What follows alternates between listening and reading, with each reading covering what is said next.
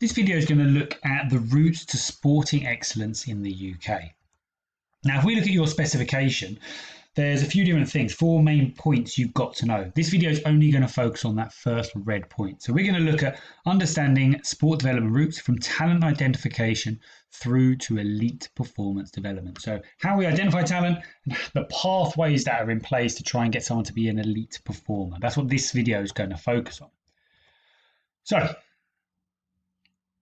the first thing we're going to look at then is the importance of sporting success. The government clearly recognises the importance of UK sporting success. And in recent years, they've increased the amount of funding to help grow sports organisations and athletic excellence.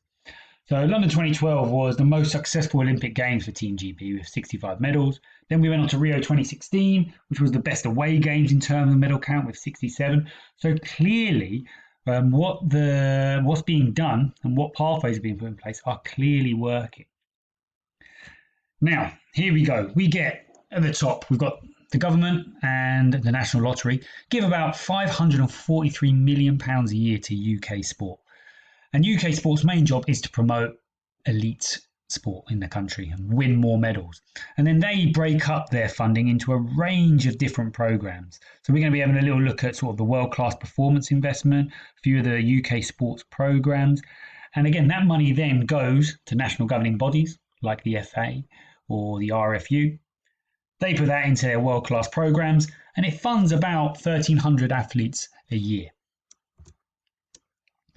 Now, the first thing we're going to look at is talent identification. So all talent identification is organised by UK Sport. And UK Sport is an organisation whose main aim is development of sportsmen and women in this country. And it's funded, like we just saw, by the government and the National Lottery. And elite athletes are developed through a number of different ways, through either identifying talent, supporting their lifestyles, providing the best possible coaching in place, supporting athletes with sports science and sports medicine through the English Institute of Sport, and also coordinating the world-class programme, which we'll be finding out a bit more about in a bit. So we're going to start with looking at talent identification. Now, talent identification starts with a talent search. So that's either with the general public or within a sporting community. And athletes can submit an application, and if they're successful, they get invited for further testing. So UK Sport, for example, or a national governing body would test a range of different things, such as physiological and psychological parameters. They might use things like biological indicators of performance, looking at fitness tests, the VO2 max test, the 20-metre sprint test. They're trying to predict what sport someone would already be good at. And also using tough one to say, anthropometry, which is genetic characteristics. They'll look at your muscle fiber type, so whether you've got more fast twitch or slow twitch muscle fibers by taking biopsies, so taking a bit of muscle and analysing that, because they're trying to predict what sports you would be good at. And they'll be using your arms and your height span. So if you've got a wide arm span, they might put you into a sport that would utilise that, like swimming. But they're also going to look at psychological parameters as well. They might do a psychological profile of you, looking at your aggression, anxiety, arousal. They might look at hereditary profile. So is there been success of previous family members in your family? Maybe a sociological profile, looking at your age, your gender, your ethnicity, or your social background to try and understand what sports you may be best at succeeding in. Now, there are key factors to having a successful talent identification program. There's got to be widespread testing. All ages, genders, socio-economic groups, no one should be left out. You've got to have high quality systems in place. You've got to have top level coaches, scouts to be able to see who would be good at becoming an elite performer.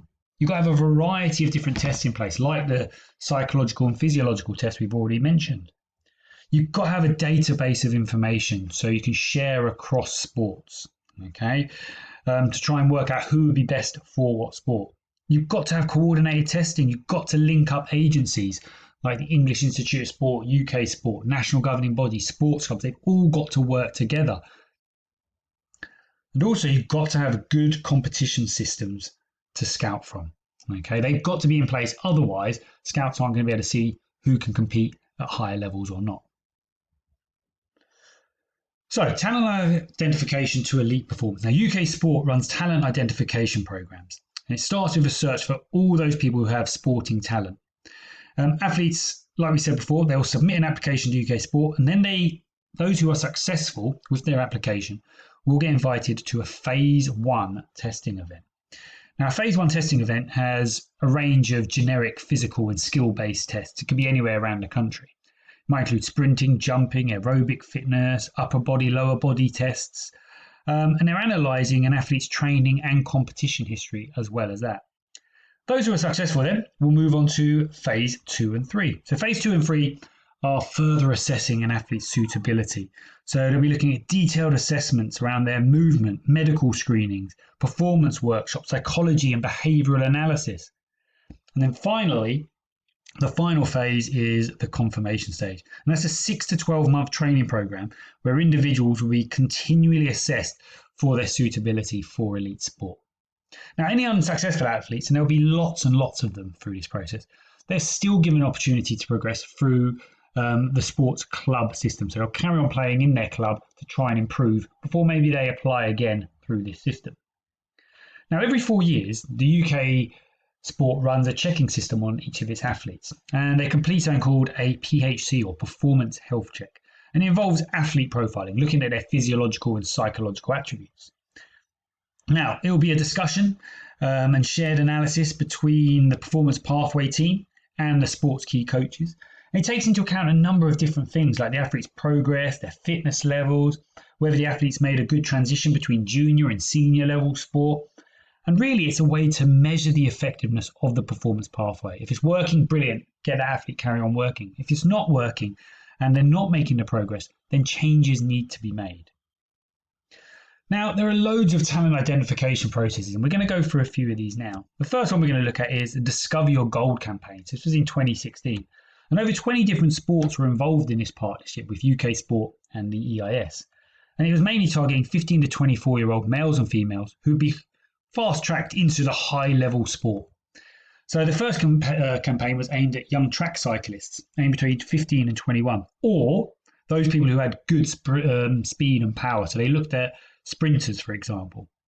They wanted to know and find those people who were competitive and had a good mental approach and would respond well to an elite pressured training environment. And then the very best athletes from a series of these training phases joined British Cycling's national lottery funded world-class program.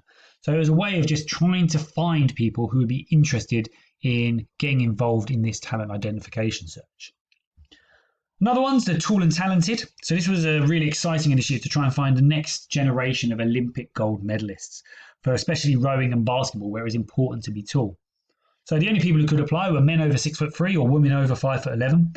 And then you'd go to the test centre for tests on strength, endurance, speed, and they'd benchmark you against previous successful athletes to see whether you had the capability to become a future Olympic medalist or not. Now, the big thing with UK Sport is the world-class programme. So £100 million is invested annually for Olympic sports, and that's given to national governing bodies. And the world-class programme is targeting sports and athletes the most likely to compete and win on the world stage. Okay, this is one of the main reasons Team GB was so successful in London 2012 and Rio 2016. Now, there's 2 stages to the world-class programme. There's the podium, the top stage, which supports athletes who are in a realistic chance of winning a medal at the next Olympics, so for maximum of 4 years away.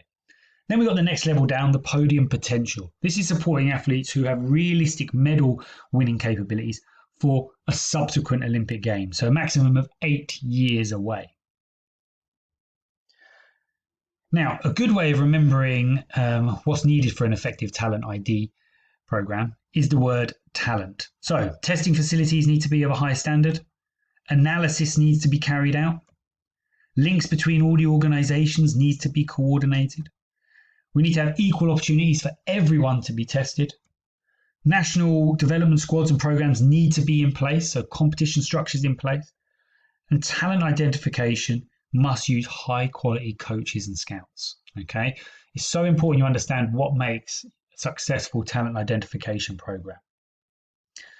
Now, talent ID is obviously really important, but there are pros and cons. So the advantages, those identified should make rapid progress. If we can identify someone who's going to be successful at swimming, then it's great to get them into that sport as quick as possible.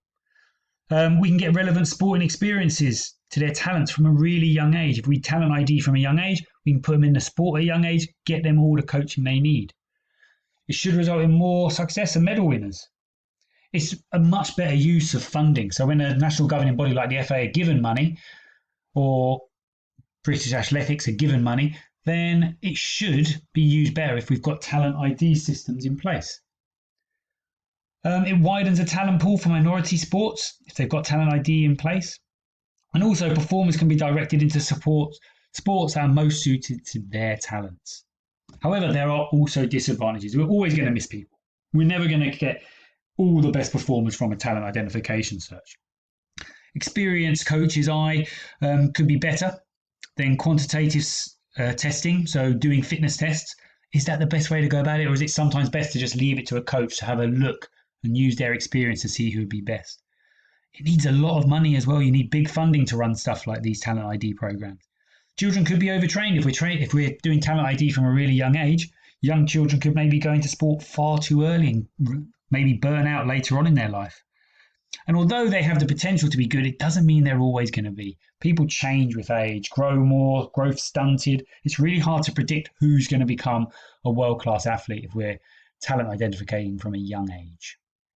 So the performance pathway, this podium potential, this world-class program, it's really important you understand these last two stages, the podium level, the podium potential level, because we'll be going over that a lot in the next video as well. And then finally, we're looking at the development programs, okay, to find and develop elite performers. Now, we need to develop facilities. Coaches need to get trained up. There needs to be a clear competition structure in place. There needs to be financial support in place for athletes who are identified to help them focus on their training. We need clear talent identification programs like Tall and Talented, Discover Your Goal. They need to be in place. Officials need to be trained at all levels to help identify potential elite performers. We need clear screening programs in place, physiological and psychological. We need to create campaigns to promote the sport, those clear Tall and Talented to help promote rowers, basketball players. We need to develop sports science as well to support athletes that we do identify as potentially talented performers. And we also need to develop psychological science support as well. So remember, 1,300 of the nation's leading athletes currently benefit from UK Sports world-class program. So we'll go over this a little bit more in the lesson.